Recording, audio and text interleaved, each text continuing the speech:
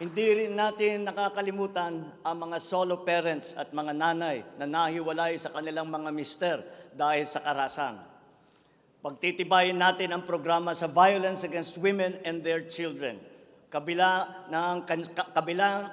na ang counseling para sa mga biktima, katuwang ang ating mga LGU.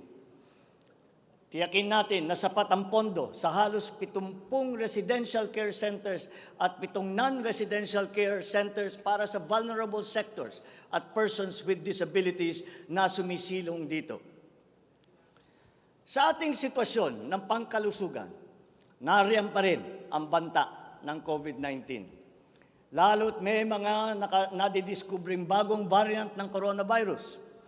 Pero hindi na natin kakayanin ang isa pang lockdown. Wala na tayong gagawing lockdown.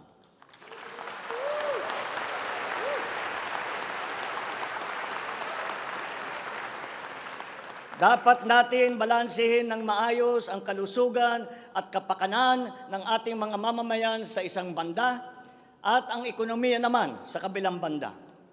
Nakikipagtulungan ang iba't ibang ahensya ng pamahalaan sa pag-monitor sa mga COVID-19 hospital admission upang makatiyak tayo na may sapat na kapasidad ang ating healthcare system at maiwasan ang pagsipa ng bilang ng nagkakasakit. Patuloy din ang ating vaccine booster rollout para sa ating pangkalahatang depensa.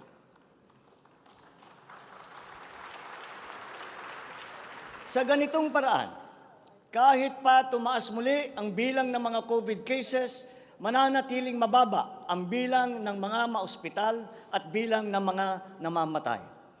Sa pamamagitan nito, unti-unti rin tayong masasanay na nariyan ang virus, pero hindi na seryoso ang banta sa ating buhay.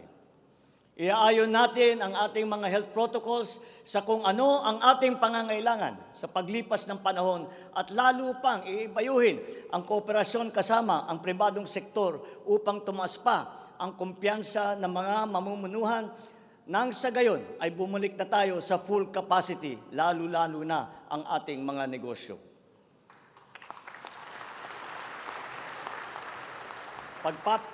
Pagbubutihan pa natin ang pagpapakalat ng tamang impormasyon ukol sa COVID, kasama ang kahalagahan ng bakuna. Mananatili muna sa ngayon ang alert level system natin. Pinapag-aralan natin ang ibang paraan ng klasifikasyon upang mas babagay sa kasalukuyang sitwasyon, lalong-lalo na sa pagbabago ng COVID. Sa pakikipagtulungan ng Kongreso, itatatag natin ang ating sariling Center for Disease Control and Prevention at ang isang Vaccine Institute. Magtatayo tayo ng dagdag na mga health center at ospital. But beyond the issues that the pandemic has brought, the need for a stronger healthcare system is self-evident. We must bring services, medical services to the people and not wait for them to come to our hospitals and healthcare centers.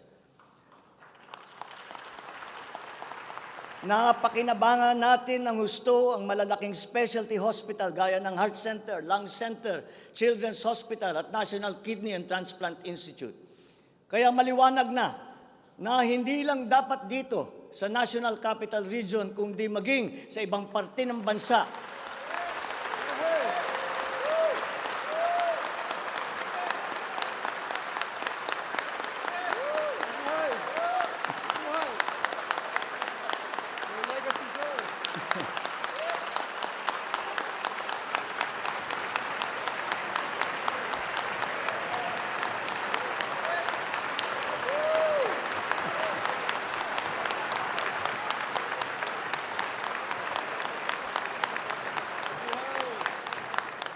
Maliwanag na hindi lamang dapat dito lamang sa National Capital Region, kundi maging sa ibang parte ng bansa, kailangan magdagdag ng ganitong uri ng mga pagamutan. Bukod dito, upang mailapit natin ang healthcare system sa taong bayan, nang hindi sila kailangan pumunta sa sentro ng kanilang bayan, lalawigan o region, ay maglalagay tayo ng mga clinic, mga RHU, napupuntahan ng mga doktor, nurse, midwife, medtech, isang beses, dalawang beses sa isang linggo. Nang sa ganon, magiging mas madali sa may karamdaman na magpapagamot nang hindi na kailangan magbiyahe ng malayo.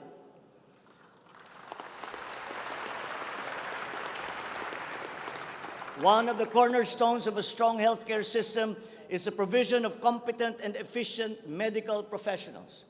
We will exert all efforts to improve the welfare of our doctors, our nurses, and other medical frontliners. Dapat din tayong magkaroon ng sapat na supply ng gamot na kinakailangan sa pang-araw-araw ng ating mga mamamayan. Sinimulan ko na ang pakikipag-usap sa mga kumpanya ng gamot dito sa Pilipinas at sa ibang bansa. Hinihikayat natin na buksan nila ang merkado upang bumaba ang presyo ng gamot.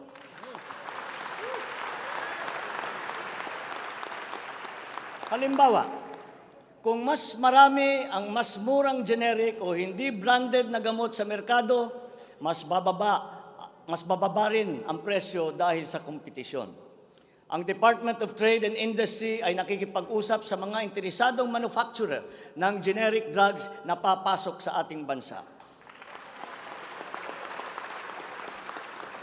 Inuutusan ko naman ang Philippine Competition Commission na pantay-pantay dapat at walang kartel sa hanay ng mga pharmaceutical companies.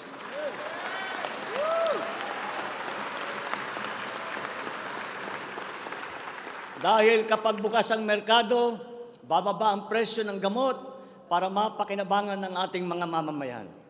This is one of the hard lessons that we learned when the pandemic struck, and therefore we must act on that shortcoming.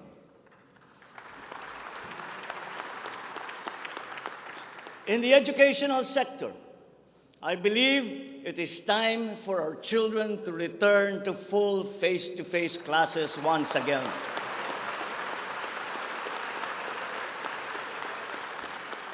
The Department of Education, led by our highly able Vice President Sara Duterte, is now preparing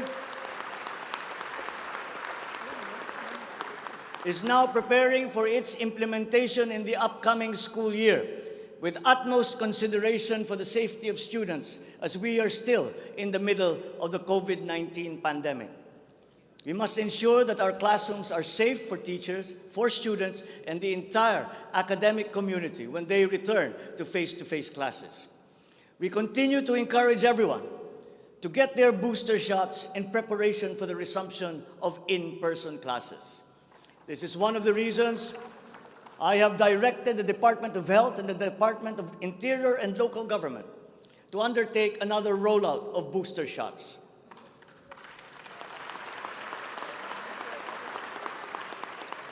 The condition and availability of schoolrooms for our students must also be addressed, again, in coordination with the Department of Public Works and Highways. Though some complications have arisen over the question of repair of school buildings in relation to the Mandanas-Garcia ruling, this will be ironed out. We have been in discussion with local government leaders, governors, and mayors in the last few weeks to determine with the LGUs what is actually practicable, what functions belong to the LGUs, and what belong to the national government. There have also been lengthy discussions on the continuation and viability of the K-12 school system. We are giving this careful review, and all necessary inputs and points of view are now being considered. In the longer term, we are instituting a program of refresher courses and retrainings for our teachers so they can stay abreast of the rapid growth in technology, especially in this post-pandemic world.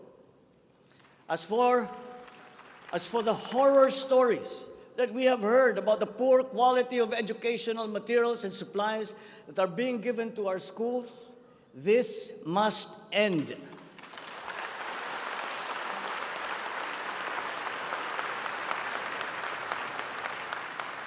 Our children must always be equipped with the best that we can provide. Ang edukasyon ay ang tangi nating pamana sa ating mga anak na hindi mawawaldas. Kaya anumang gastusin sa kanilang pag-aaral ay hindi tayo nagtitipid. Hindi rin tayo nagtatapon. And once again, I am not talking about history or what is being taught.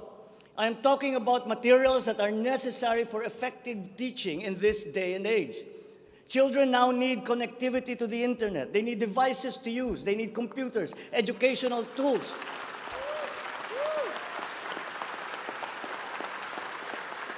So that they might participate fully in the digital community here and abroad.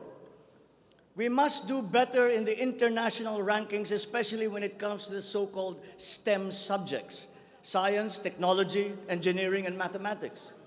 These skills, this knowledge, are necessary for our young people to be able to compete in a highly technological and competitive world. The raw talent is there in our young people. It is up to our educational system to develop and to refine that great pool of talent.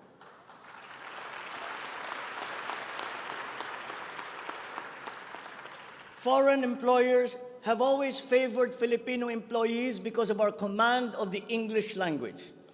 This is an advantage that we must continue to enjoy. The internet has now become the global marketplace, not only for goods, services, but also for ideas, even extending to our own personal interactions. And the language of the internet, for better or for worse, is English. Therefore, the question of our medium of instruction must be continuously re-examined to maintain that advantage that we have established as an English-speaking people.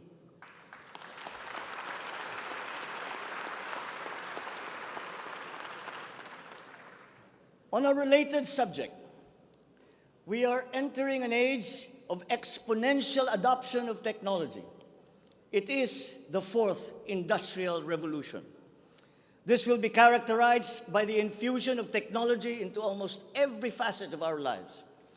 Breakthrough technologies in the areas of quantum computing, artificial intelligence, nanotechnologies, the Internet of Things, robotics, self-driving electric vehicles, 3D printing, virtual and augmented realities, among others, that will radically transform the way business is done. The scale and the speed at which these innovations are introduced universally into our everyday lives and activities is unprecedented in our recorded history. We cannot stand idly by.